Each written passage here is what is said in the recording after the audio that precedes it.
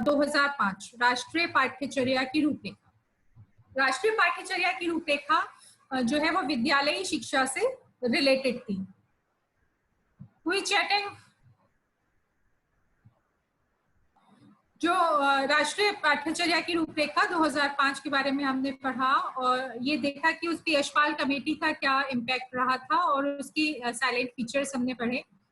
तो ये एनसीईआरटी का काम था। एनसीईआरटी के ही अंदर एक डिपार्टमेंट जो एनसीटी बाद में बना, शिक्षक शिक्षा विभाग, जिसने बाद में एनसीटी के रूप में काम करना शुरू किया, उसके ऊपर ये दायित्व था कि वो पाठ्यक्रम जो है वो शिक्षक शिक्षा के प्रति जो पाठ्यचर्या है, जो अलग अलग लेवल पे टीचर एजुकेटर्स हैं या टीचर ट्रेनर्स बनने जा रहे हैं या जो टीचर्स बनने जा रहे हैं उनकी ट्रेनिंग है, तो उसके लिए एक नेशनल लेवल पर एक जैसा पाठ्यचर्या का निर्माण होना चाहिए।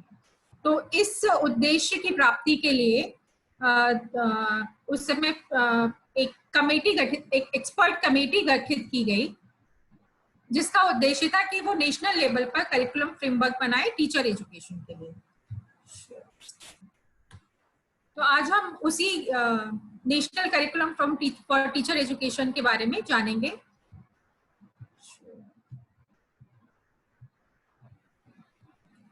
Share screen.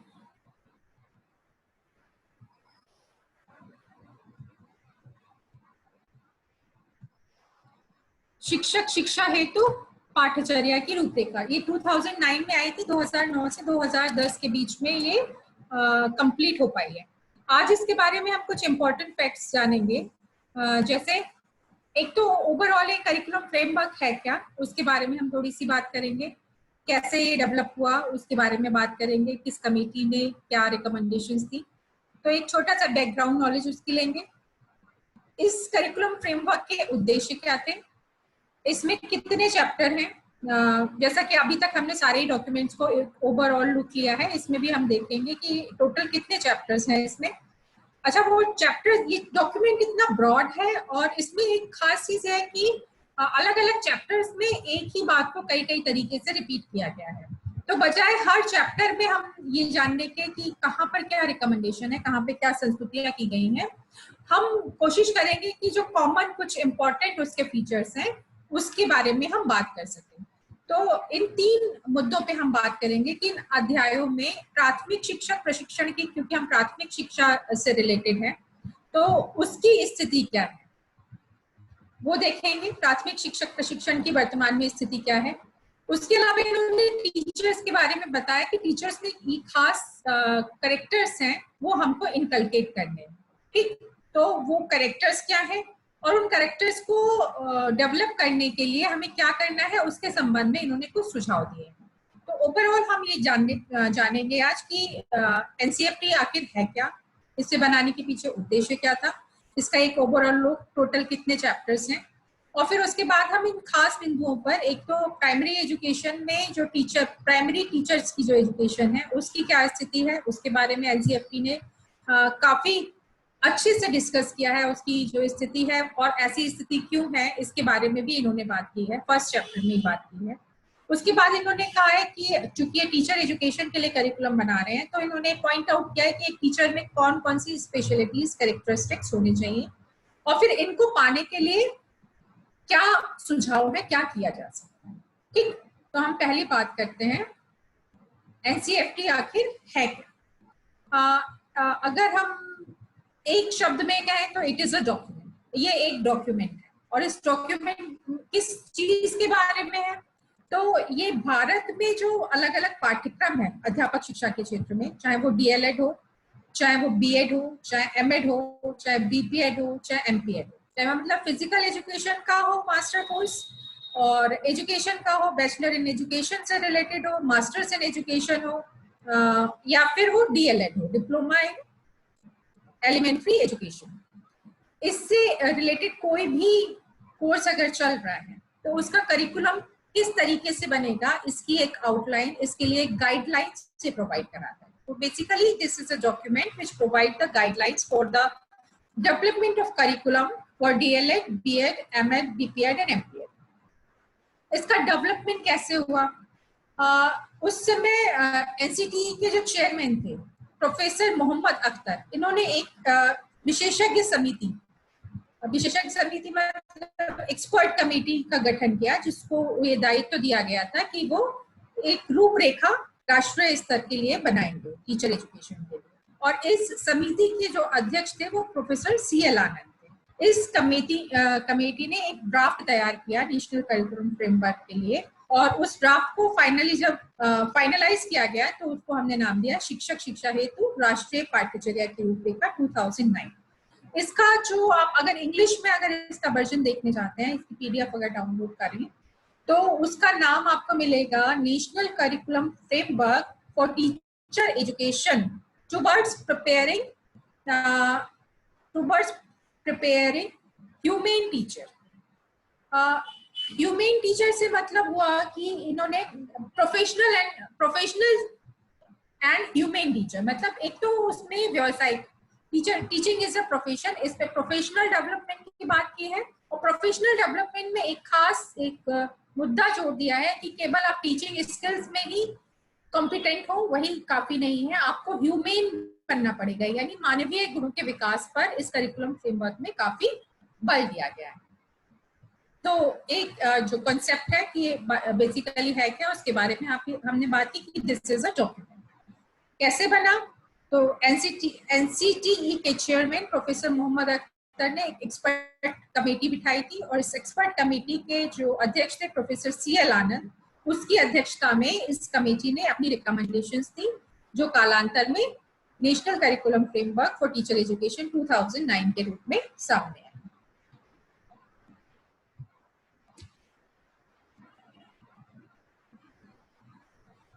अच्छा, इसके उद्देश्य क्या थे करिकुलम फ्रेमवर्क के?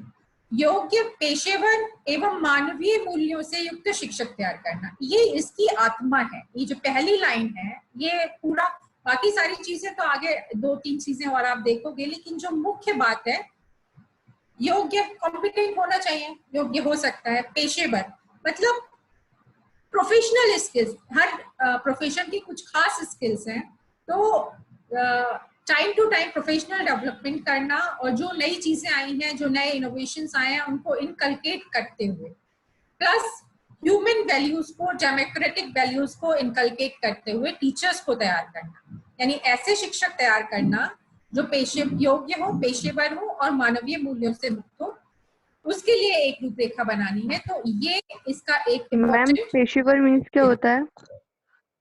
क्या पेशेवर? व्यावसायिक, प्रोफेशनल जिसको कहते हैं, मतलब teaching is a profession. Okay ma'am. आगे दूसरा काम क्या है कि हमें टीचर बनाना है, तो उसके लिए हम क्या बना रहे हैं, एक पाठ्यचर्या। तो विभिन्न शिक्षक प्रशिक्षण कार्यक्रमों के लिए पाठ्यचर्या निर्धारित करना, और इनके कार्यक्रमों की जो समयावधि है उसके संबंध में निर्देश प्रदान करना। तो मेन तो यही है कि हमें एक ऐसा टीचर बनाना है जिसमें मानवीय मूल्य हो, जिसमें प्रोफेशनल एथिक्स हो और जो कॉम्पिटेंट हो।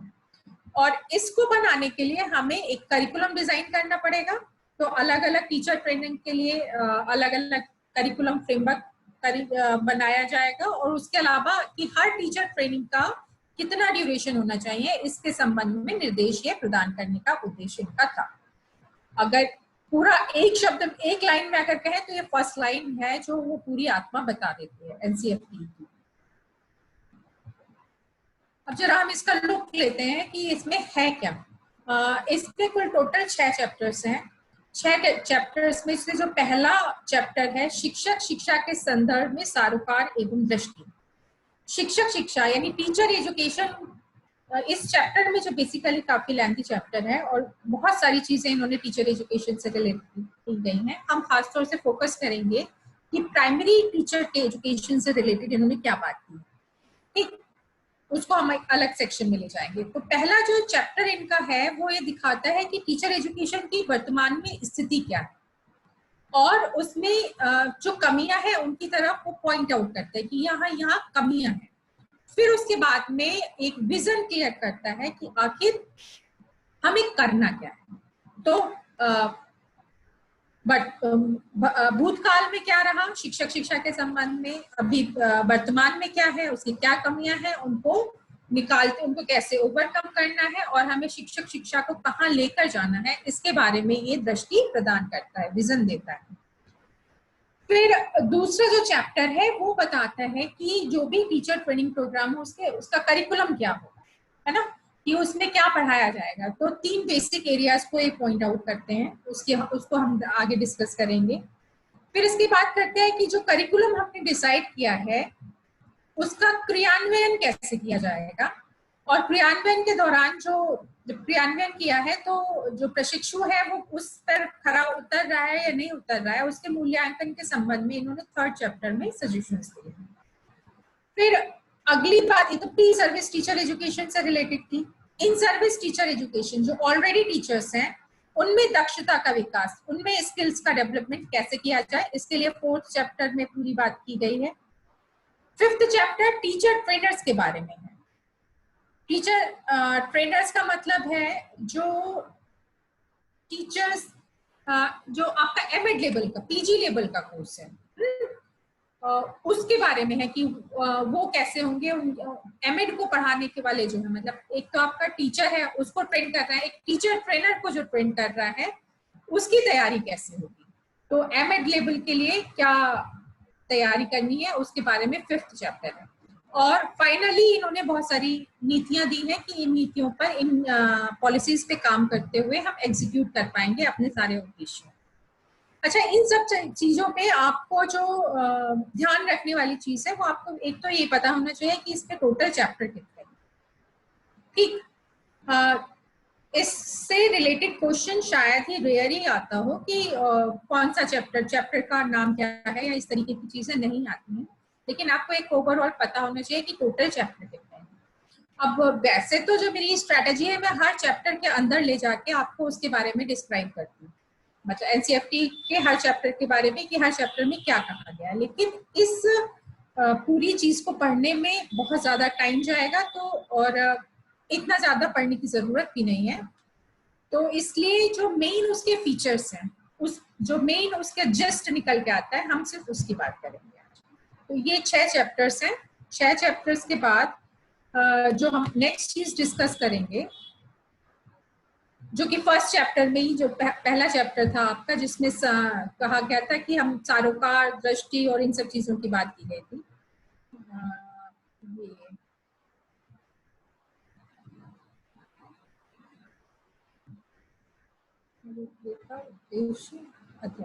जो फर्स्ट चैप्टर है जिसमें शिक्षक शिक्षा के संबंध में सारोकार एवं दृष्टि की बात की गई है, उसी में ही इस चीज के बारे में बात की गई है कि प्राथमिक शिक्षा के संबंध में खासतौर से कुछ चीजें कही गई हैं कि उसकी स्थिति कैसी है।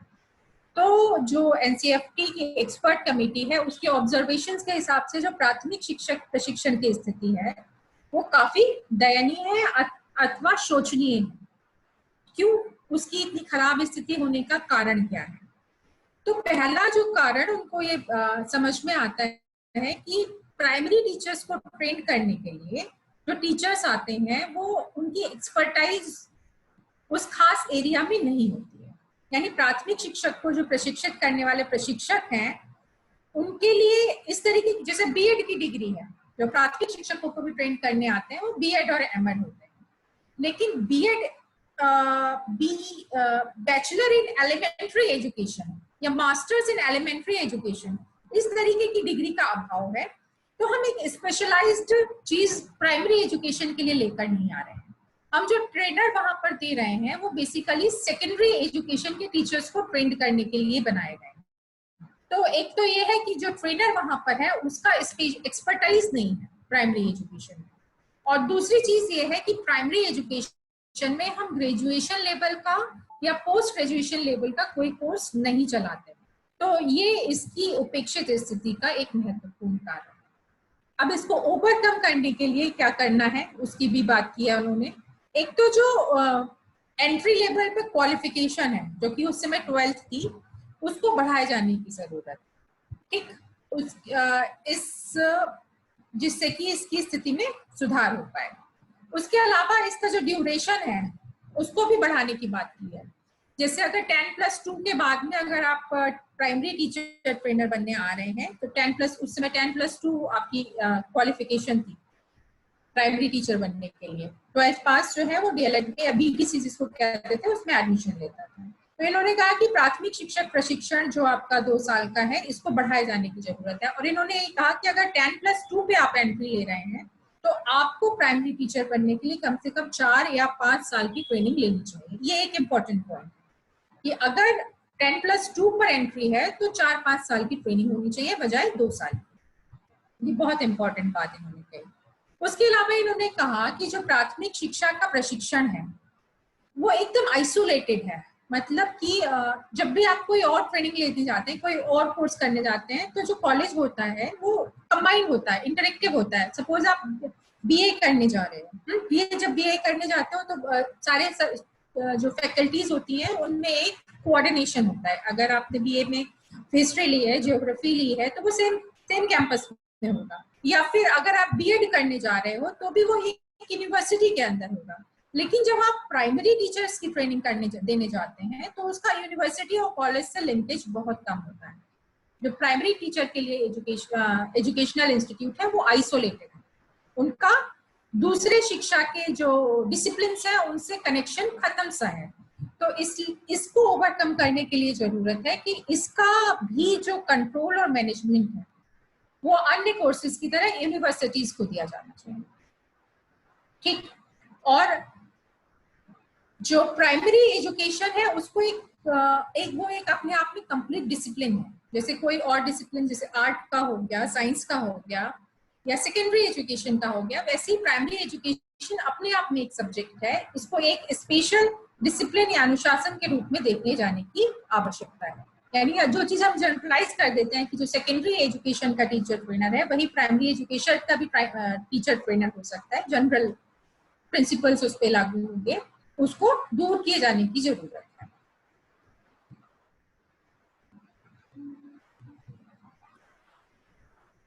अच्छा, ये तो हमने बात की कि प्राथमिक शिक्षक प्रशिक्षण की स्थिति क्या थी। इसको एक बार फिर से देख लेते हैं।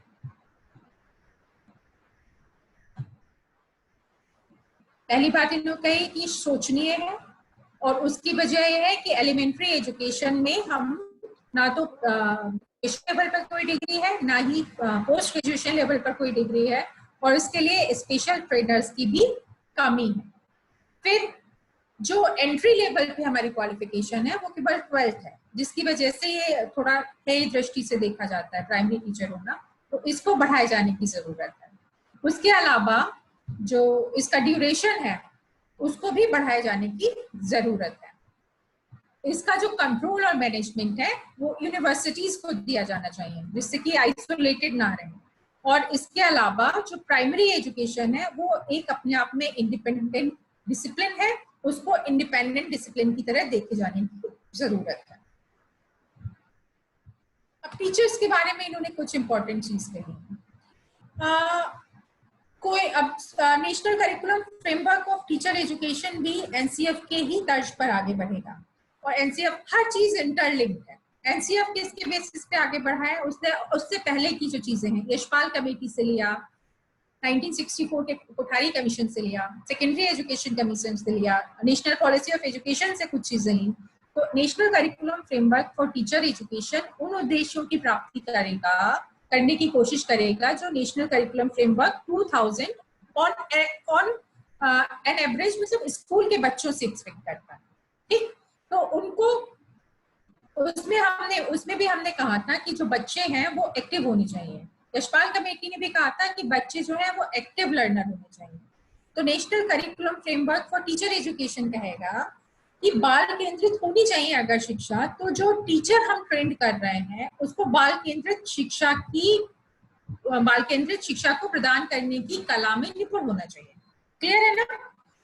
या जो हम इंक्लूसिव एजुकेशन देने की बात कर रहे हैं, तो जो टीचर है वो जो अलग स्पेशल बच्चे हैं उनकी विशेषताओं को समझते हुए उनकी स्पेशल नीड को समझने में सक्षम होना चाहिए। तो यही सारी चीजें आप घूम फिर के इसमें देखोगे। ऑन एन एवरेज जो हमारे नेशनल करिकुलम फ्रेमवर्क में जो हमारे गोल्स हैं कि हम जो एजुकेशन से गोल्स पाना चाहते हैं, जो शिक्षा के उद्देश्य हैं उनको पाना चाहते हैं, जो बता रहा है, और NCFTE 2009 बता रहा है कि उनको उनको पाने के लिए हमें किस तरीके से टीचर्स को ट्रेन करना है।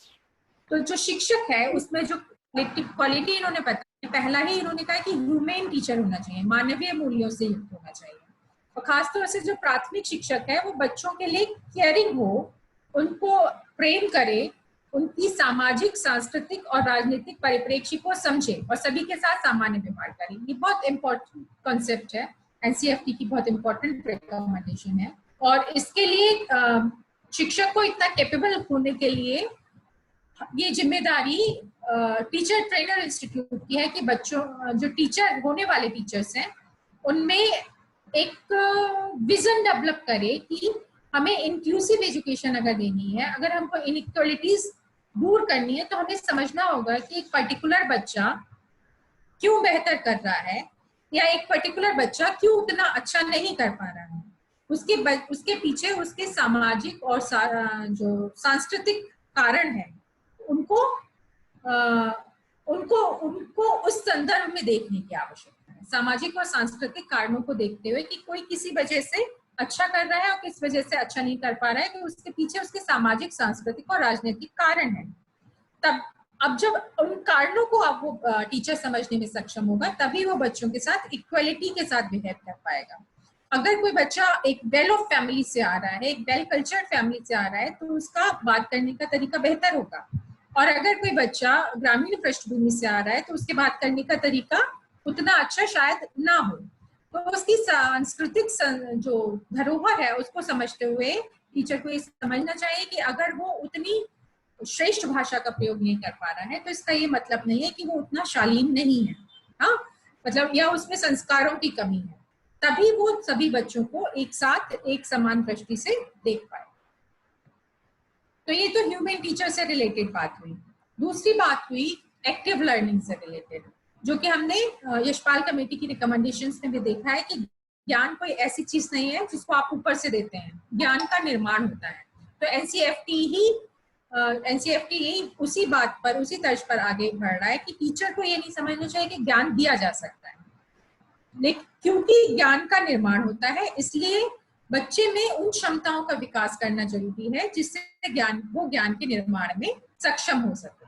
तो टीचर को ये समझना चाहिए कि ज्ञान कोई देने वाली वस्तु नहीं है, और जो ज्ञान प्राप्त करने की क्षमताएं हैं उसको बच्चे में डेवलप करना उसकी जिम्मेदारी है। इसके अलावा जो इंटरेक्टिव मेथड्स ऑफ टीचिंग है, उनको अपनी टीचिंग में शामिल करना, जैसे बच्चों के साथ डिस्कशन करना, विचार विमर्श करना, उनके साथ कम्युनिकेट करना, या कोऑपरेटिव लर्निंग या कोलैबोरेटिव लर्निंग या कोई एक्टिविटीज कराना, इन सबको जैसा जहां पर ठीक लगे उसको इंक्लूड करना होगा, बजाय सिर्फ लेक्चर मेथड के थ्रू पढ़ाने के।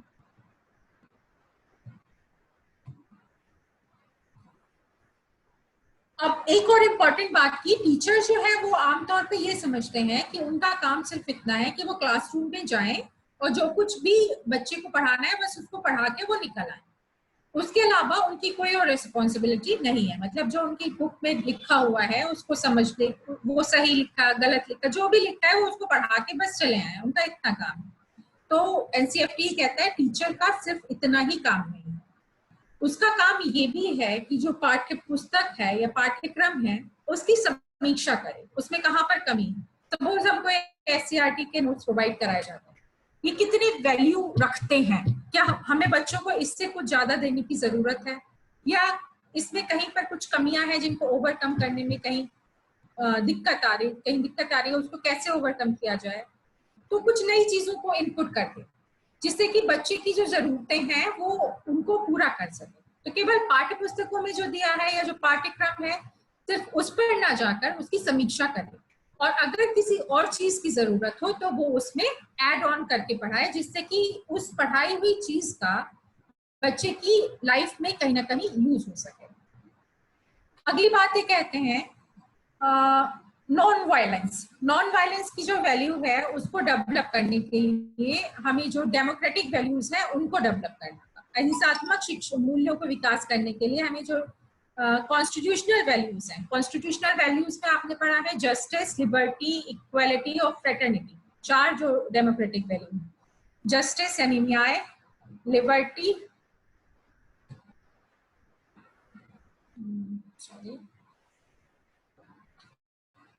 Justice, liberty, equality and fraternity, न्याय, समता, उदारता और बंधुत्व। ये 4 जो है संवैधानिक मूल्य हैं, लोकतांत्रिक मूल्य हैं।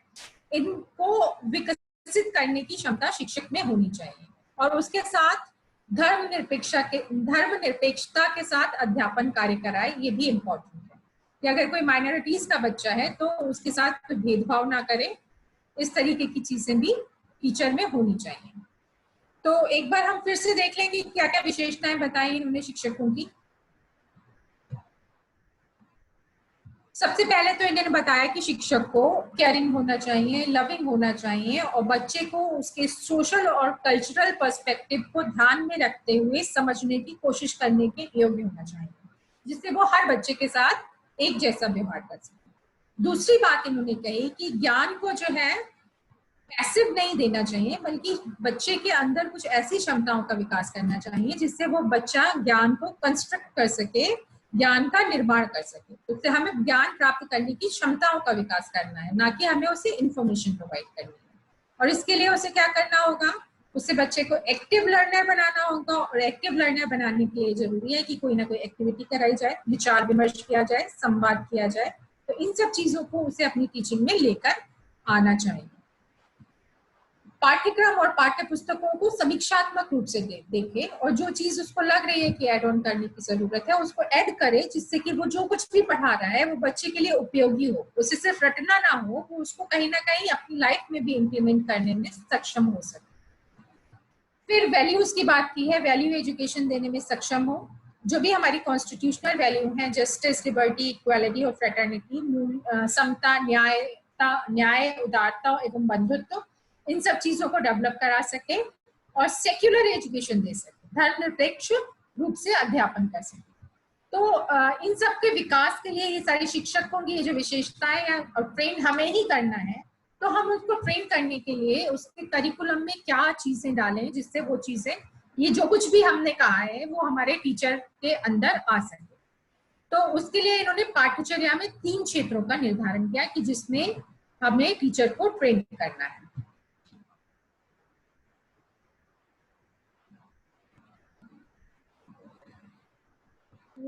इससे पहले हम देख लें कि प्राथमिक शिक्षक प्रशिक्षण के संबंध में इन्होंने सुझाव क्या दिए हैं। अध्याय हो गया, स्थिति हो गई, विशेषताएं हो गई, विशेषताएं,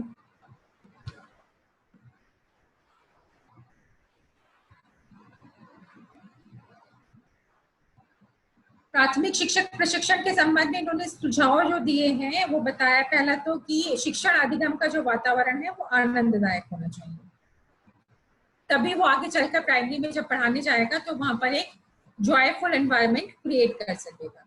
उसके अलावा जो बाल केंद्रित शिक्षण है, क्योंकि उसे बाल केंद्रित शिक्षा देनी है, तो जो हमारा टीचर एजुकेशन का जो करिकुलम है वो बाल केंद्रित शिक्षण में प्रशिक्षुओं को दक्ष करने हेतु होना चाहिए। यानी बाल केंद्रित शिक्षण में प्रशिक्षुओं को दक्ष होने के लिए प्रशिक्षण प्रदान करना चाहिए।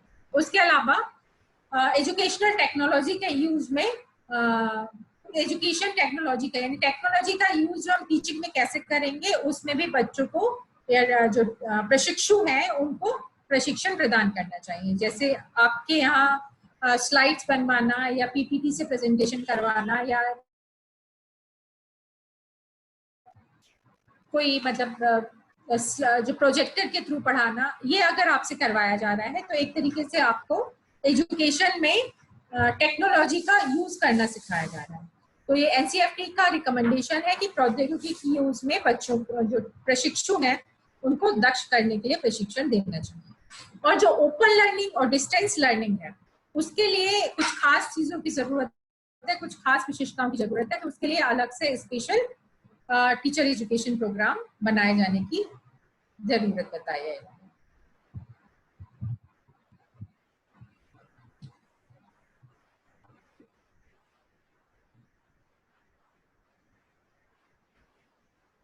ये तो था कि टीचिंग और लर्निंग से रिलेटेड। फिर वही बात आती है कि जो टीचर आप बनने, जो भी बच्चा टीचर बनने जा रहा है उसका काम सिर्फ टीचिंग नहीं है, उसको बहुत सारी दूसरी चीजें भी करनी होगी। तो हमें उन सारी चीजों की ट्रेनिंग जो है प्रशिक्षण के दौरान ही देनी होगी। क्वेश्चन कैसे बनाना है, जो कंटेंट है, जो कुछ भी पढ़ा रहे हैं उसका विश्लेषण कैसे करना है, और जो इवेल्युएशन की प्रोसेस है वो कैसे करना है, इन सब चीज़ों की ट्रेनिंग पर हमें ज़्यादा फोकस होना चाहिए, इनके प्रैक्टिकल नॉलेज पे देने पर फोकस्ड होना चाहिए। जैसे आपको जो आपकी ट्रेनिंग के दौरान आपसे प्रश्न पत्र का निर्माण भी कराया जाता है, और उसके अलावा आपको जो है कैसे मूल्यांकन करना है उसके संबंध में भी ऑब्जेक्टिव टाइप और सब्जेक्टिव टाइप उस चीज़ों के बारे में भी बताया जाता है। इस तरीके के प्रायोगिक कार्य कराने पर बल दिया जाना चाहिए। अगला, समेकित शिक्षा हेतु प्रशिक्षण दिया जाना चाहिए। समेकित शिक्षा से अर्थ आप समझ सकते हैं कि जितने भी स्पेशल चाइल्ड हैं या दिव्यांग बच्चे हैं या विशिष्ट बच्चे हैं या प्रतिभावान बच्चे हैं, उन सबको एक साथ एक जगह इंक्लूड करते हुए टीचिंग कैसे करी जाए, कैसे कराई जाए, उसके लिए प्रशिक्षण देने की आवश्यकता है। पूर्व बाल्यावस्था शिक्षा हेतु प्रशिक्षण दिया जाना चाहिए। टीचर हम बना रहे हैं प्राइमरी एजुकेशन के लिए, उसको अर्ली चाइल्डहुड केयर के बारे में भी कुछ जानकारी जरूर दी जानी चाहिए। और एक बहुत इंपॉर्टेंट, इन्होंने बहुत ज्यादा इसको एम्फेसाइज किया है, जो टीचर होता है उसकी भाषा पर कमांड होनी चाहिए। भाषा पर दक्षता बहुत अधिक आवश्यक है, क्योंकि भाषा सिर्फ एक सब्जेक्ट नहीं है। इसको और एक्सप्लेन करते हुए कहते हैं कि भाषा जो है वो आपके कॉन्सेप्ट बनाने के लिए एक इम्पोर्टेंट टूल है। जो आपकी थॉट प्रोसेसिंग है उसके लिए कुछ कंसेप्ट, आप जैसे कंसेप्ट से मतलब है, अगर आपने कहा उत्तम, तो उत्तम एक क्या है, मैम आवाज डाउन हो गई आपकी। आवाज डाउन हो गई आपकी। कैसे, अभी कैसे आ रही है? पास में आ जाऊं तो? हेलो, बहुत स्लो, बहुत धीमी नहीं आवाज मैम, आ रही है। प्रॉपर मैम आ रही है आवाज तो। मैम उसकी कुछ ये बहुत ज्यादा जरूरी है। एक तो केवल एक सब्जेक्ट नहीं है, बल्कि कंसेप्ट अटेनमेंट में भाषा का बहुत अधिक रोल होता है। जिस चीज के बारे में हमारे पास शब्द नहीं होता है, उस चीज के बारे में हम सोच भी नहीं पाते हैं। इम्पोर्टेंट फैक्ट ये है, अगर हमने सुंदर, अगर ये शब्द नहीं सुना है, तो सुंदर से रिलेटेड जो भी चीजें हैं उसकी थिंकिंग करना कठिन होगा, है ना। या कोई भी शब्द है, अगर वो शब्द हमने नहीं सुना है तो उसके बारे में एब्स्ट्रैक्ट थिंकिंग करना असंभव हो जाएगा। तो भाषा की दक्षता बहुत ज्यादा इंपॉर्टेंट है, ज्यादा से ज्यादा वोकेबुलरी अच्छी होनी चाहिए टीचर की। इसके अलावा भाषा का एक और इम्पोर्टेंट रोल आता है कि बच्चे की जो सामाजिक सांस्कृतिक पृष्ठभूमि है उसको समझने में भाषा का बहुत अधिक महत्वपूर्ण रोल होता है।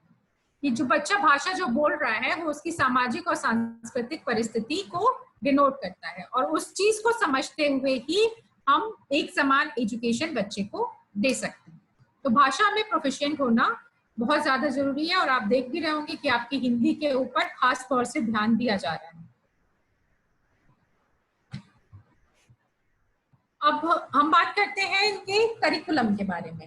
करिकुलम में तीन मेन इन्होंने एस्पेक्ट दिए हैं कि तीन चीजों को ध्यान में रखना है। ये सारी विशेषताएं हैं शिक्षक की, ये सारी चीजें होनी चाहिए प्राथमिक शिक्षा के संबंध में। ये सारे सुझाव देने के बाद इन्होंने कहा है कि करिकुलम जो है उसमें तीन बेसिक चीजें होनी चाहिए। पहला जो हमें पढ़ाना है वो फाउंडेशन ऑफ एजुकेशन से रिलेटेड पढ़ाना है, कि शिक्षा के आधार क्या हैं। इसको पढ़ाने का मतलब है कि हम उनसे बताना चाह रहे हैं कि जिससे वो समझ सके कि वो शिक्षा का देने का आखिर उद्देश्य क्या है, या वो कौन से साइकोलॉजिकल प्रिंसिपल्स हैं जिनको उसे शिक्षा देने के दौरान यूज करना है। उसके अलावा सामाजिक और सांस्कृतिक पक्षों का ज्ञान कराना। तो फाउंडेशन ऑफ एजुकेशन में हम हर टीचर एजुकेशन प्रोग्राम में कुछ खास चीजें जरूरी रखते हैं, जैसे फिलोसफी ऑफ एजुकेशन हो गई, सोशियोलॉजी ऑफ एजुकेशन हो गई, या साइकोलॉजी ऑफ एजुकेशन। तो philosophical, sociological and psychological aspect जो है वो एक तरीके से एजुकेशन का फाउंडेशन बनाते हैं। तो जो भी टीचर ट्रेनिंग प्रोग्राम है उसमें इन तीनों चीजों का समावेशन होना चाहिए। नेक्स्ट आता है शिक्षण शास्त्रीय सिद्धांत, पेडागोजिकल थ्योरी। ये उसमें और इसमें थोड़ा सा ये मनोवैज्ञानिक सिद्धांत यहाँ पर भी यूज हो रहे हैं। ये बेसिक्स बना रहे हैं, लेकिन यहाँ पर मनोवैज्ञानिक सिद्धांतों के आधार पर हम शिक्षण प्रक्रिया कैसे चलाएंगे उसके संबंध में हमें ज्ञान प्राप्त होता है, जिसमें हम मैक्सिम्स ऑफ टीचिंग के बारे में जानते हैं, एजुकेशनल टेक्नोलॉजी के बारे में जानते हैं, टीचिंग लर्निंग मटेरियल कैसे बनना है उसके बारे में जानते हैं, टीचिंग के कौन कौन से मेथड्स हैं, कौन कौन सी विधाएं हैं, इन सब चीजों के बारे में जानते हैं। तो पेडागोजिकल थ्योरी के बारे में जानते हैं। और फाइनली इंटर्नशिप, यानी कि जो भी बच्चा है उसको ये थ्योरेटिकल नॉलेज देने के अलावा इसका प्रैक्टिकल यूज करने के लिए उसको इंटर्नशिप पे भेजा जाना जरूरी है, चाहे वो बीएड का कोर्स कर रहा हो, चाहे वो एमएड का कोर्स कर रहा हो, चाहे वो डीएलएड कर रहा हो, उसका इंटर्नशिप का प्रोग्राम होना चाहिए। तो जो शिक्षक शिक्षा का पाठ्यक्रम है उसके 3 मुख्य आधार हैं। पहला है फाउंडेशन ऑफ एजुकेशन, दूसरा पेडागोजिकल थ्योरी और तीसरा इंटर्नशिप। शिक्षा के आधार, शिक्षण शास्त्रीय सिद्धांत और अभ्यास। इसके बाद में एक क्वेश्चन बनता है कि कौन से एजुकेशनल प्रोग्राम के लिए कितने साल की अवधि इन्होंने बताई है, खासतौर से डीएलएड के लिए और बीएड के लिए ये पूछा जाता है। तो डीएलएड के लिए इन्होंने बताया कि 12th के बाद 4 से 5 साल, ये नॉर्मल नहीं है। आप एनसीईआरटी के संदर्भ में इस बात को ध्यान रखिए कि आपकी जो डीएलएड की अवधि है वो 4 से 5 साल नहीं है, क्योंकि आप 3 साल का ग्रेजुएशन कोर्स करके आ रहे हैं ऑलरेडी, है ना। ये तब है जब प्रवेश योग्यता क्या थी, 12th की।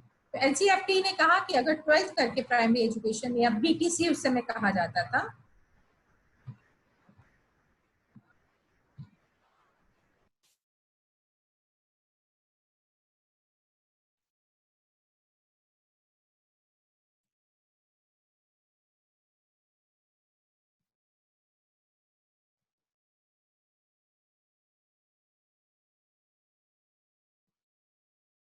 इसके लिए 4-5 साल की होनी चाहिए और इसकी प्रवेश योग्यता 12th होनी चाहिए। और बीएड 1 साल का और योग्यता ग्रेजुएशन। आज की कंडीशंस में क्या है, डीएलएड का जो प्रवेश योग्यता है वो क्या है, ग्रेजुएशन है और इसकी अवधि 2 साल है। बीएड की भी प्रवेश योग्यता ग्रेजुएशन है और इसकी अवधि भी बढ़ाकर 2 साल कर दी गई। तो इतनी ये मेन चीजें हमको इसके बारे में जाननी थी। आपको जो ध्यान रखने की चीजें हैं उनको हम फिर से एक बार देख लेंगे। एक तो यही, इस पर ऑब्जेक्टिव टाइप क्वेश्चन बनता है कि प्रशिक्षण कार्यक्रमों में प्रवेश की योग्यता क्या है, एक्सपर्ट कमेटी के चेयरमैन कौन थे, इसके बारे में होता है। ये कब आया, एनसीईआरटी कब आया, उसका ईयर आपको पता होना चाहिए, इसकी फुल फॉर्म क्या है, इसके मुख्य उद्देश्य क्या है ना। इस मुख्य उद्देश्यों के बारे में 2-3 चीजें आपको पता होनी चाहिए, क्योंकि शॉर्ट आंसर लिखना है। इसमें टोटल कितने चैप्टर हैं, इस पे आपको ऑब्जेक्टिव टाइप क्वेश्चन बन सकता है। और प्राथमिक शिक्षा की जो प्रशिक्षण की स्थिति है उसकी दयनीय दशा के कारण क्या है, ये सारी चीजें आप ध्यान में रख सकते हो, ये क्वेश्चन फ्रेम हो सकते हैं। तो हम एक बार फिर से देख लें कि हमने क्या क्या पढ़ा और क्लास खत्म करते हैं। हमने पढ़ा कि ये कैसे डेवलप हुआ, हमने पढ़ा कि एक्सपर्ट कमेटी बनी और उसके अंतर्गत एनसीईआरटी 2009 जो है वो आया। इसके उद्देश्य थे योग्य, पेशेवर और मानवीय शिक्षक को बनाया और उसके लिए एक पाठ्यचर्या का निर्माण करना, उसके लिए ड्यूरेशन क्या होगी, ये सारी चीजें, करिकुलम क्या होगा, ये सारी चीजें डिसाइड करना। इसमें टोटल चैप्टर कौन कौन से थे उसकी बात की। प्राथमिक शिक्षक प्रशिक्षण की स्थिति क्या थी, हमने बताया कि दयनीय स्थिति थी। उसकी वजह यह है कि एलिमेंट्री एजुकेशन के लिए कोई स्पेशल टीचर अपॉइंट नहीं होता उनको ट्रेन करने के लिए, जिसका स्पेशलाइजेशन या एक्सपर्टीज प्राइमरी एजुकेशन में वो नहीं होता। एलिमेंट्री एजुकेशन के लिए ना तो हमारे पास कोई ग्रेजुएशन कोर्स हम कराते हैं, ना ही कोई पोस्ट ग्रेजुएशन कोर्स कराते हैं। हालांकि स्थिति अब बदल रही है, जैसे दिल्ली यूनिवर्सिटी में उन्होंने bachelor in elementary education course का शुरुआत कर चुके हैं, तो मतलब चीजें बदल रही हैं। लेकिन उस समय जो खराब स्थिति थी उसका एक कारण ये भी था। फिर उसके बाद इन्होंने बताया कि आइसोलेटेड इंस्टीट्यूट्स में है, इसको यूनिवर्सिटीज से कनेक्ट किए जाने की जरूरत है। तो ये प्राथमिक शिक्षक प्रशिक्षण की स्थिति के बारे में कुछ पॉइंट्स बताएं। शिक्षक की विशेषताओं में इंपॉर्टेंट पॉइंट, एक तो उसके ह्यूमन टीचर से मानवीय मूल्यों के विकास करने में समर्थ होना चाहिए, कॉन्स्टिट्यूशनल वैल्यूज उसमें होनी चाहिए। उसके अलावा जो नई एजुकेशनल टेक्नोलॉजी है उसके यूज में, जो चाइल्ड सेंटर्ड एजुकेशन है उसको यूज करने में, और जो नई नई प्रौद्योगिकी है उनको यूज करने में उसको समर्थ होना चाहिए। इसके अलावा इंटीग्रेटेड एजुकेशन, समेकित शिक्षा के लिए अनुसूचित जाति जनजाति इन सब चीज, इन सारे बच्चों की, अल्पसंख्यकों की शिक्षा के लिए उनको सामाजिक सांस्कृतिक आधार को देखते हुए उनको एक साथ एक जैसा ट्रीटमेंट देने में सक्षम होना एक शिक्षक की महत्वपूर्ण विशेषताएं। और इसके लिए इन्होंने जो महत्वपूर्ण सुझाव दिए उसकी चर्चा हमने की। महत्वपूर्ण सुझाव क्या थे, आप एक नजर डाल लें।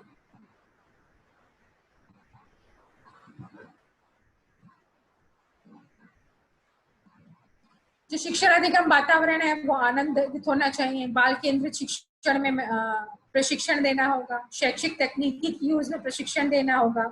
ओपन और डिस्टेंस लर्निंग के लिए स्पेशल ट्रेनिंग देनी होगी। प्रैक्टिकल नॉलेज पर ज्यादा ध्यान देना होगा। इवेल्युएशन करने में, क्वेश्चन पेपर बनाने में, कंटेंट एनालिसिस करने के लिए प्रैक्टिकल नॉलेज दी जानी चाहिए। इंटीग्रेटेड एजुकेशन के लिए प्रशिक्षण देना चाहिए। पूर्व वाले अवस्था शिक्षा के लिए प्रशिक्षण देना चाहिए और भाषा की दक्षता पर खास बल देना चाहिए। ये सारी चीजें इंपॉर्टेंट इनके वो थे, सजेशंस थे। उसके अलावा पाठ्यक्रम के बारे में इन्होंने बात की। ये 3 चीजें इसमें इंक्लूड होनी चाहिए और इसके बाद इन्होंने इसकी ड्यूरेशन और प्रवेश योग्यता की बात की। तो आज के लिए इतना ही। कोई डाउट हो तो क्लियर करें। हेलो हेलो, यस मैम, सुन रहे हैं हम आपको। तो